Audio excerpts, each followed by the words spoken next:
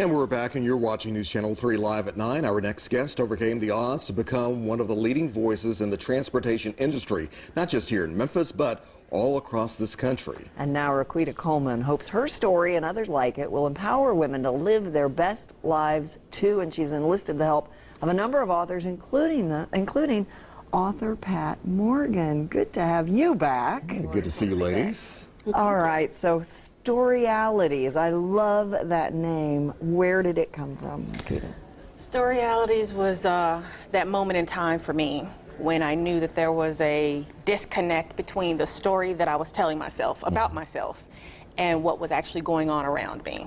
And so it's that moment in time when you figure out, when you know for absolutely certain that there is, you know, that story, good, bad, or indifferent, that the character you've been playing in your head, Which was for you what? which for me was a victim. I was I was the victim of my story. I was helping people and doing the best that I can, and I was being mistreated by everyone. And that was okay because Right. that's what you deserve. So how did the reality come back, though? The reality came back when I had a moment when I realized that all of my relationships were broken, and the common denominator with those relationships with women was me. And in fact, it wasn't a matter that the women in my life were jealous or envious or didn't like me. The issue was that my boundaries were based on the baby who was dropped off in the Memphis housing projects 40 years ago and not the woman I'd become. So the boundaries for that little baby in 38126 was to do whatever people asked me to do whenever they asked me to do it without any regard for myself.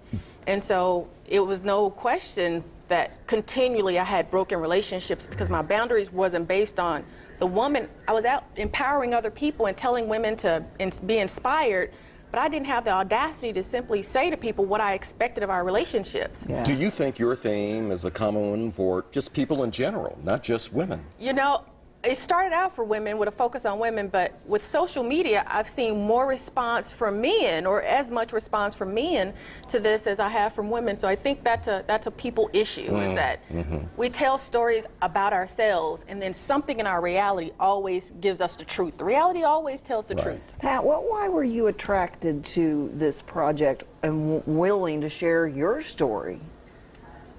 They blew me away. The stories?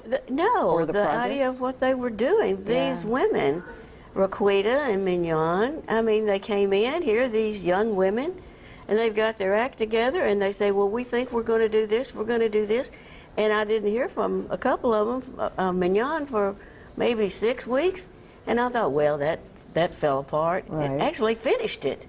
They finished it? Then they called and say, we want you to come to this meeting because they've done a documentary and they're ready to do all. They've written the thing. They've written the story. Because your story is pretty amazing, as we've shared on Live at 9 before. It's different. It's different. But no, I mean, these young women have just blown me away, and I'm just delighted to be a part of it.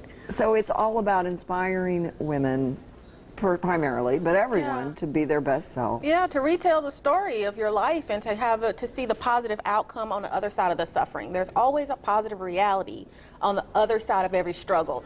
And Pat and myself and Mignon Wright and some of the many other women that are part of this project were examples of what's on the other side of that struggle.